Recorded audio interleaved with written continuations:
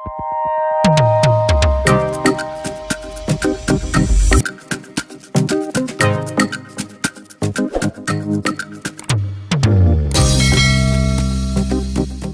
teman-teman, selamat bergabung di channel saya.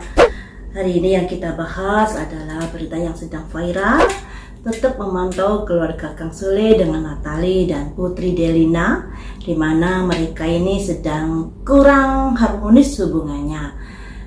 Saya akan memprediksi, ingin mencari tahu apa sih yang ingin disampaikan Putri Delina ini kepada Natali ataupun kepada publik ya, dikarenakan Putri Delina ini sekarang ini menjadi bulan-bulanan netizen dihujat, walaupun sebenarnya juga ada yang mendukungnya, tapi yang mendukungnya ini lebih sedikit daripada yang menghujatnya.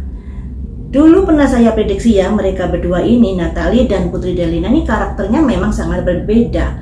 Kalau Natali ada sesuatu dia bisa langsung mengungkapkan, dia nggak bisa memendam sebuah masalah lama-lama, harus segera dikelirkan, harus segera diselesaikan, sehingga gampang sekali emosinya ini naik kalau Natali. Sedangkan Putri Delina pembawaannya ini peka, lebih perasa, segala sesuatunya itu dipendam terlebih dahulu. Misalnya jika nggak suka dengan sesuatu, dia akan menyimpannya dulu. Kayak apa ya, memang tertutup orangnya Putri Delina ini dalam menyampaikan sebuah perkara, sebuah masalah. Hanya pada orang tertentu saja dia bisa menyampaikan, dan itu pun setelah dipendam lama. Lain dengan Natali. Kalau Natali hari ini ada sesuatu yang nggak cocok, bisa hari itu juga dia mengungkapkan. Tapi kalau Putri Delina ini masih dipendam lama sekali, sehingga ibaratnya gelas itu ya ditumpuk air, diisi air akhirnya penuh, dan ketika penuh meluber akhirnya meledak, ibaratnya seperti itu ya untuk Putri Delina ini. Nah, di sini ingin saya cari tahu, mengungkap perasaan Putri Delina yang terdalam ini seperti apa terkait di perkara ini. Kita bukannya untuk mengadu domba ya, saya bukannya untuk mengadu domba, tapi dari sini nanti akan bisa dicari solusinya. Misalnya seperti ini, saya tidak akan bisa menilai diri saya sendiri. Pasti kalau saya menilai diri saya sendiri, pasti saya ini orang baik, saya ini nggak pernah salah dan lain sebagainya. Tapi kalau dinilai orang lain, tentunya beda, karena orang lain itu bisa menilai kesalahan-kesalahan kita ya. Baiklah, di sini akan saya cari tahu ada kondisi apakah atau ada perasaan-perasaan yang bagaimanakah Putri Delina ini dalam menghadapi peristiwa ini. Ada perasaan bagaimanakah Putri Delina saat ini dalam menghadapi perkara ini.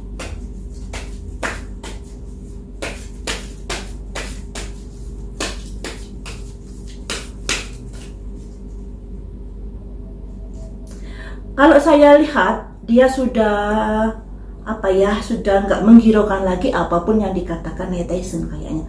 Kayak sudah berusaha untuk tidak mendengar, tidak membaca, kayak sudah mengabaikan.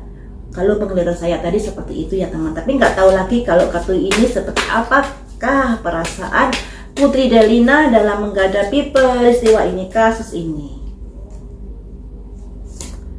Fokus kemana? Keterobosan, selanjutnya ke memulai hidup baru. Seperti yang saya bilang tadi, Putri Delina sudah tidak ngereken apapun yang sudah dibilang oleh netizen, baik itu dihujat maupun diapakan, dia sudah nggak begitu memikirkan hal itu. Dia lebih fokus kepada untuk memulai hidup baru. Memulai hidup baru ini dimana kita tahu setelah ada perkara-perkara ini mencuat, sebenarnya pemicunya ini bukan Putri Delina saja teman-teman, tapi kondisi keluarga yang memang sudah ada bara api, sehingga ibaratnya Putri Delina ini sebagai pematik saja, kemudian meledak.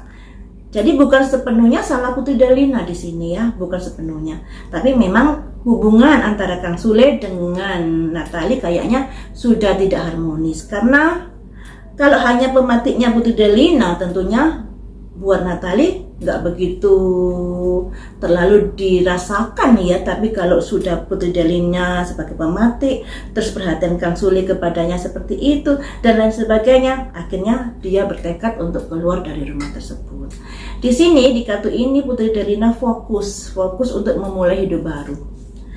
Karena adanya sebuah terobosan kejadian yang begitu cepat yang membuat dia menghadapi hal-hal yang seperti ini, tapi pada akhirnya dia bisa fokus untuk hidup yang lebih baru lagi ke depannya.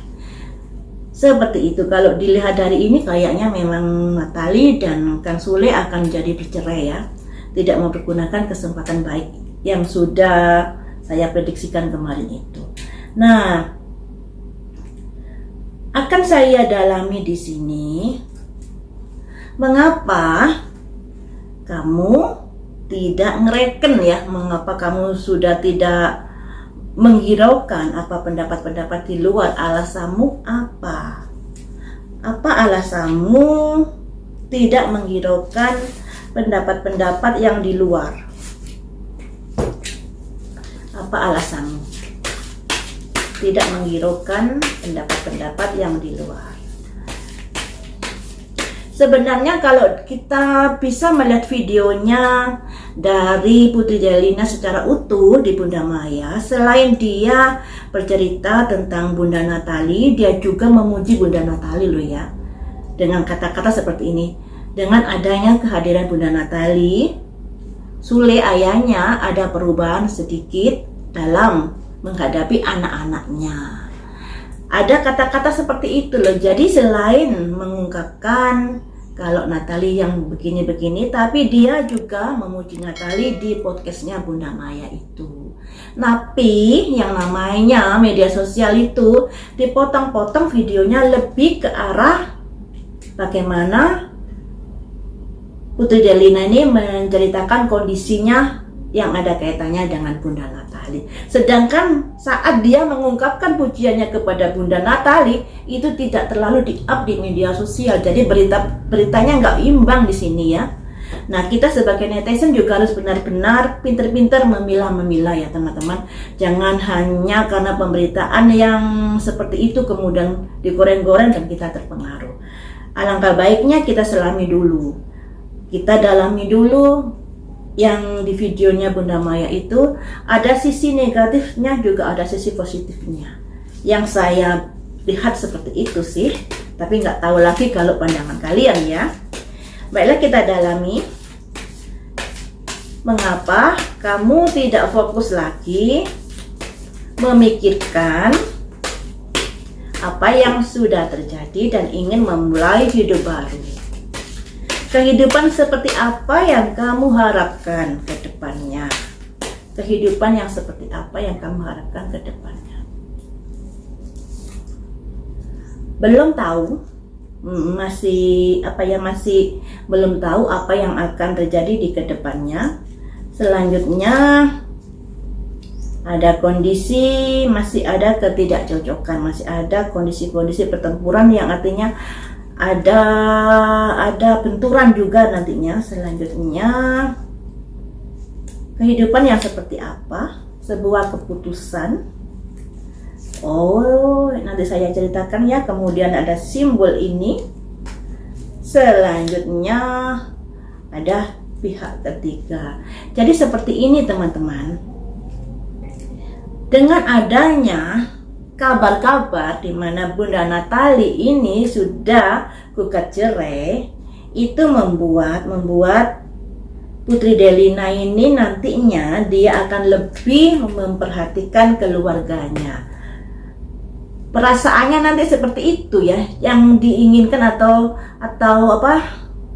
Isi hati Putri Delina ini seperti itu. Jadi ketika permasalahan, ada simbol pertempuran ini, permasalahan yang pada akhirnya ada kabar-kabar di mana Bunda Natali ini mau gugat cerai atau sudah gugat cerai, ada kondisi di mana Putri Delina suara hatinya dia akan memperhatikan keluarganya lebih daripada sebelumnya. Tapi di sini ada pihak ketiga yang artinya sekalipun begitu ada pihak-pihak yang diharap Putri Delina untuk bisa membantu keluarganya ke depannya. Andai kata Kang Sule dengan Bunda Natali jadi bercerai, diputuskan ketok palu bercerai, ada keinginan atau ada suara hati dari Putri Delina di mana dia akan bersedia lebih banyak lagi waktunya untuk keluarganya, perhatiannya untuk keluarganya ke depannya, walaupun dia tetap butuh bantuan pihak ketiga untuk mendukungnya. Jadi seperti itu ya ungkapan isi hati Putri Delina untuk kondisi-kondisi seandainya Kang Sule dengan Natali ketok palu perceraian. Di sini ada simbol di mana dia akan ada perubahan dalam memperhatikan ayahnya juga adik-adiknya, akan lebih memperhatikannya. Akan saya prediksi di sini dalam memperhatikan keluarganya yang lebih nanti, bagaimanakah, apakah bisa telaten menghadapi adik-adiknya, ataukah ada sesuatu hal yang perlu diperhatikan oleh Putri Delina ini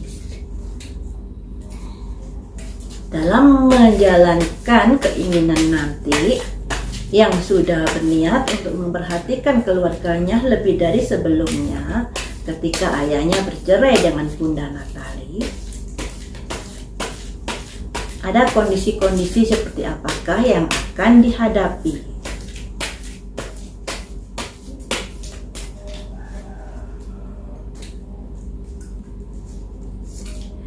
Love ya. Ada koin, ada ditusuk pedang dari belakang, tetap ada masalah. Kemudian ada simbol raja bawa pedang. Selanjutnya ada kondisi-kondisi di mana dia berusaha untuk kondisi yang lebih bagus lagi. Jadi seperti ini teman-teman. Setelah dia memutuskan untuk bisa memperhatikan keluarganya lebih baik lagi, di sini ada simbol love. Terus akan tetapi dengan ada kaitannya pekerjaan-pekerjaan dia yang bisa diartikan dia kan juga punya kesibukan. Pada akhirnya ada kondisi di mana dia tidak bisa mewujudkan harapannya untuk totality dalam memperhatikan adik-adiknya, dalam memperhatikan bapaknya dan lain sebagainya. Tidak bisa totality seperti apa yang diimpikan.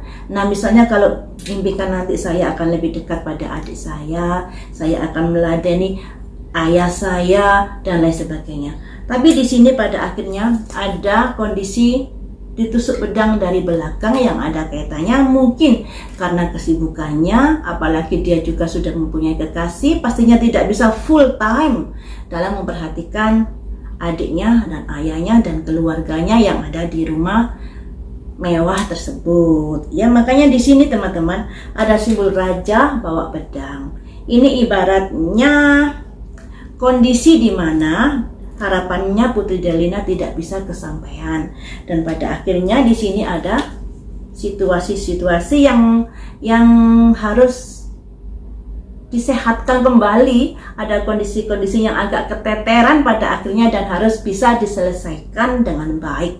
Jadi bisa diartikan Putri Delina nanti akan keteteran dalam memperhatikan adik-adik dan bapaknya dikarenakan dia juga memiliki kehidupan sendiri, memiliki aktivitas sendiri, memiliki kesibukan sendiri, juga memiliki pacar sendiri. Jadi dengan adanya kesibukan-kesibukan itu diibaratkan ditusuk pedang dari belakang ya. Tentunya kasihan dong sama adiknya yang kecil, karena adiknya yang kecil ini masih membutuhkan ibu, membutuhkan kasih sayang seorang ibu, membutuhkan perhatian dan lain sebagainya. Perhatian seorang ibu pastinya lain loh ya dengan perhatian seorang kakak, itu lain. Jadi seperti ini kondisinya Putri Delina. Dia lebih fokus pada hidupnya dan lebih fokus lagi untuk melayani adiknya dan ayahnya walaupun nanti kondisinya juga keteteran. Sampai di sini dulu teman-teman. Lain waktu kita sambung lagi dengan prediksi yang lainnya. Terima kasih sudah setia menonton di channel saya.